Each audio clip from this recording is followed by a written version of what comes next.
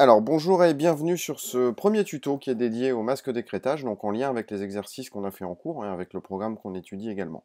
Alors pour ce premier tuto, on va d'abord réaliser cette forme-là, qui est plus simple en utilisant le masque d'écrêtage, et ensuite on verra comment additionner les différents outils, les différentes options, et comment créer un champignon un petit peu plus réaliste, en tout cas en dessin vectoriel.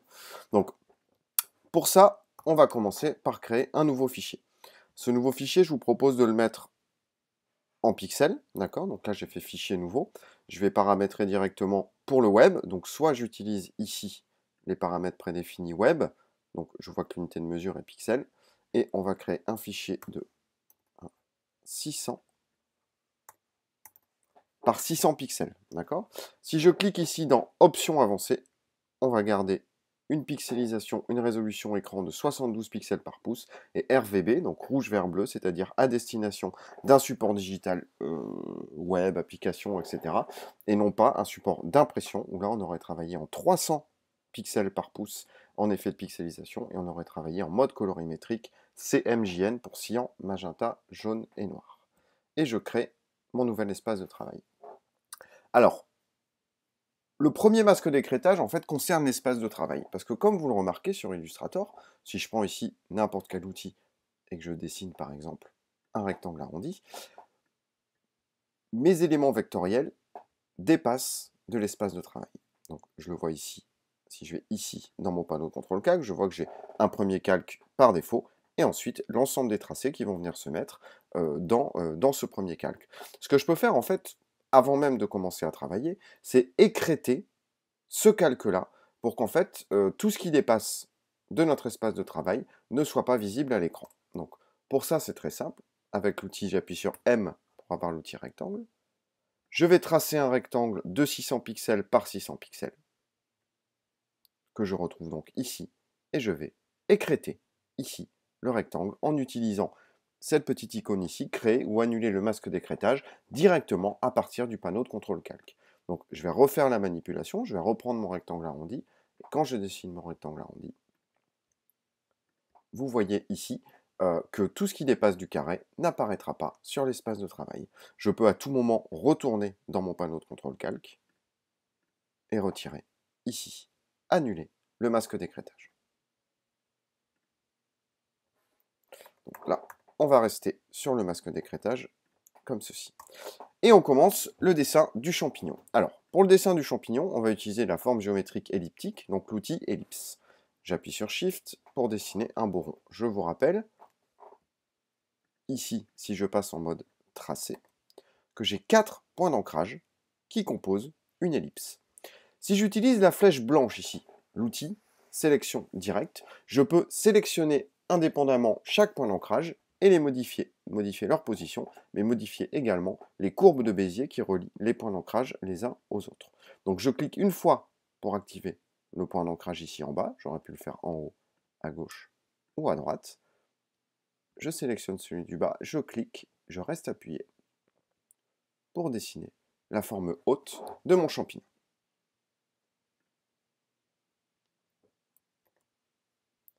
Là, j'ai refait commande ou contrôle Y pour passer du mode tracé au mode aperçu. Je vais ensuite dessiner un rectangle arrondi en dessous, comme ceci. Je vous rappelle que pour les rectangles arrondis, avec l'outil sélection directe, vous pouvez modifier les angles des bords arrondis, et que si vous prenez la flèche noire et que vous double-cliquez ici sur un des 4 points, vous avez la possibilité de double-cliquer ici sur un des points, le panneau de transformation s'ouvre alors, et vous avez la possibilité donc soit de lier les valeurs de rayons arrondis, soit de les délier. Le fait de les délier va vous permettre de créer des angles avec des mesures indépendantes. Si je lie les 4 angles du rayon arrondi, l'ensemble des angles auront la même mesure. Donc, je redessine mon rectangle arrondi. Alors, quand on crée un masque d'écrêtage, il nous faut un masque principal. Toujours, étape 1, créer un masque principal. Ce masque principal ne peut pas être composé de plusieurs tracés. Il va donc falloir, avec les 2 tracés que j'ai ici, qui sont distincts, en créer un seul. Pour ça, Je vais sélectionner les deux tracés. Et je vois qu'ici, sur la droite, dans les panneaux de configuration, j'ai deux panneaux qui vont m'intéresser. Deux boîtes de dialogue. La première, c'est l'alignement, ici, qui va me permettre d'aligner, par exemple, horizontalement à gauche les formes sélectionnées, à droite, toujours horizontalement, ou alors de les centrer. Je vais donc ici choisir de les centrer. En dessous, j'ai le Pathfinder. La première option du Pathfinder ici, c'est la réunion.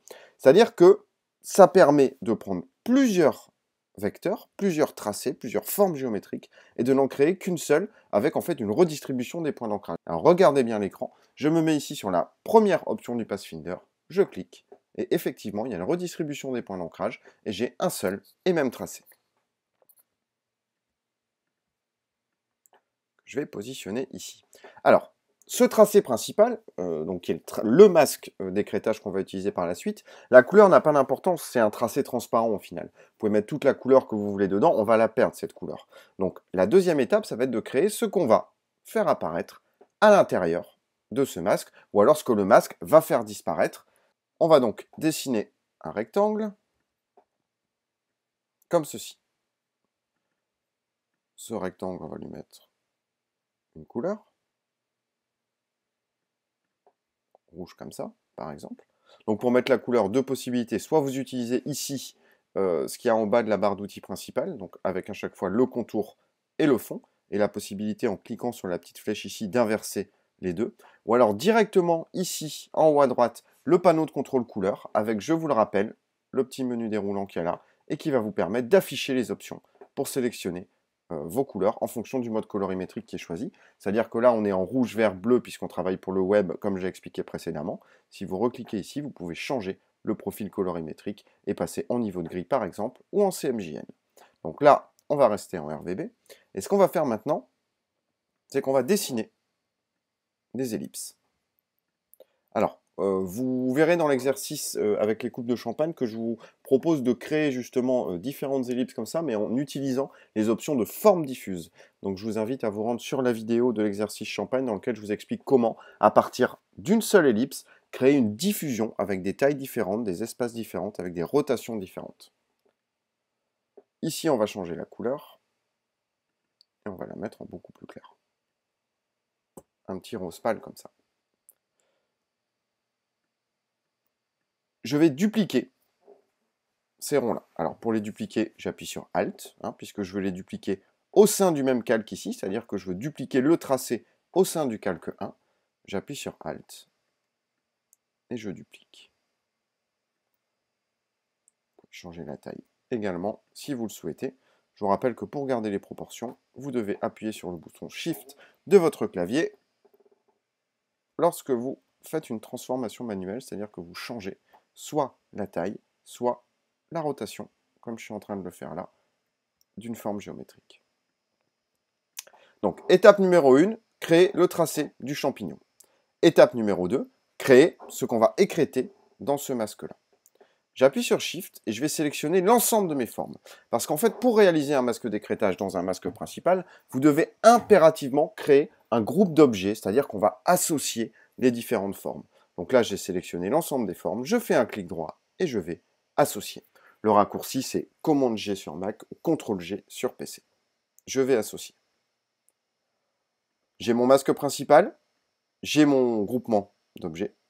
Étape suivante, je dois faire passer mon masque au premier plan. Ça, c'est impératif. Si vous ne faites pas ça, le masque d'écrêtage ne fonctionnera pas.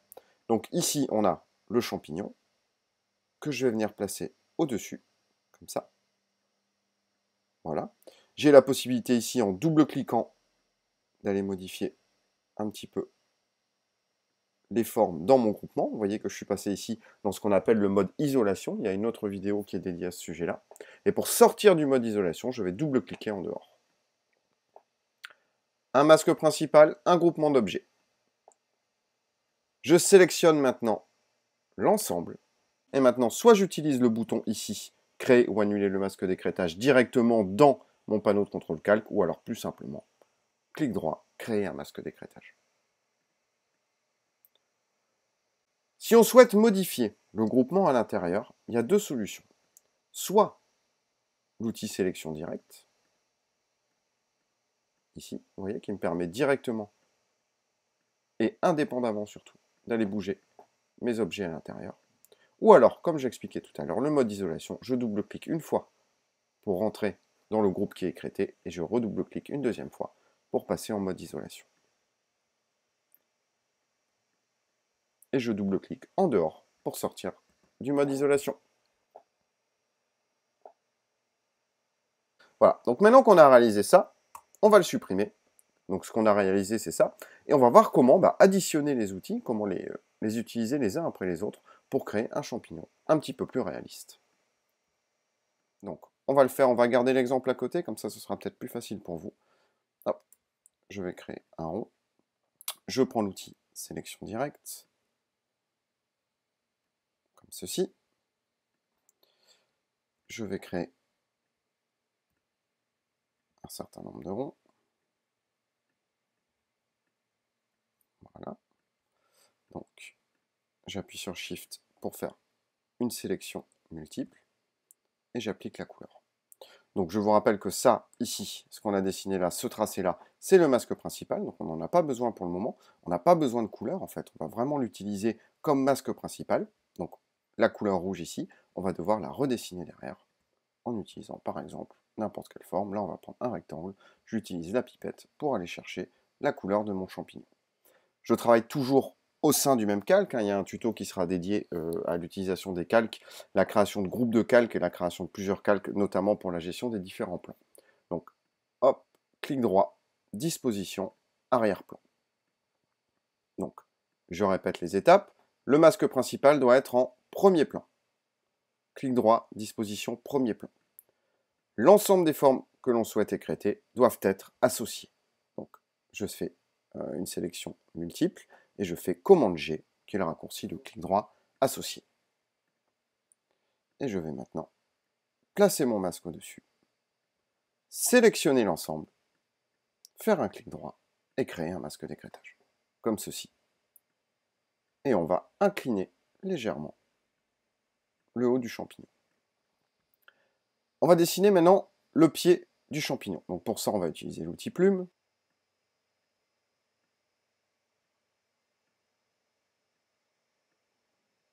Et on va dessiner le pied du champignon. Si votre premier tracé ne vous convient pas, comme celui-ci, je vous rappelle que vous pouvez toujours utiliser l'outil sélection directe, donc la flèche blanche, pour aller modifier, si vous le souhaitez, à la fois les courbes de Bézier et à la fois l'emplacement des différents points d'ancrage.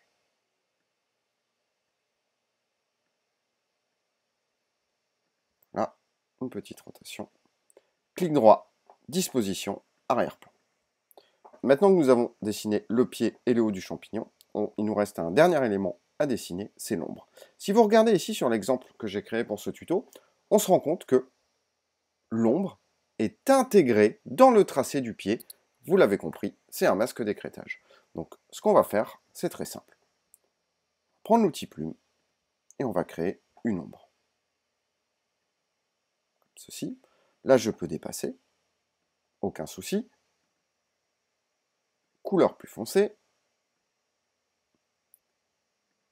J'ai donc mon ombre ici, mon pied en dessous.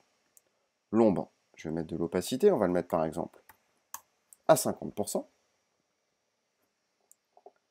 Et je vais maintenant dupliquer, donc en appuyant sur Alt, mon pied. Je vais venir placer l'ombre. Le pied, en fait, la duplication que je viens de réaliser, ça sera mon masque pour le masque d'écrêtage. Je vais donc le placer en premier plan. Et exactement comme ce qu'on a fait déjà 2 fois auparavant, je vais sélectionner les deux et je vais créer un masque d'écrêtage pour ne récupérer que mon ombre que je vais pouvoir repositionner ici. Je sélectionne le haut de mon champignon, clic droit, disposition, premier plan. Je peux prendre ma forme ici, je peux la grouper, je peux la dupliquer, et je peux, pourquoi pas, réduire ici pour venir poser un autre champignon comme ça, en changeant un petit peu la couleur ici pour que ce soit plus visible.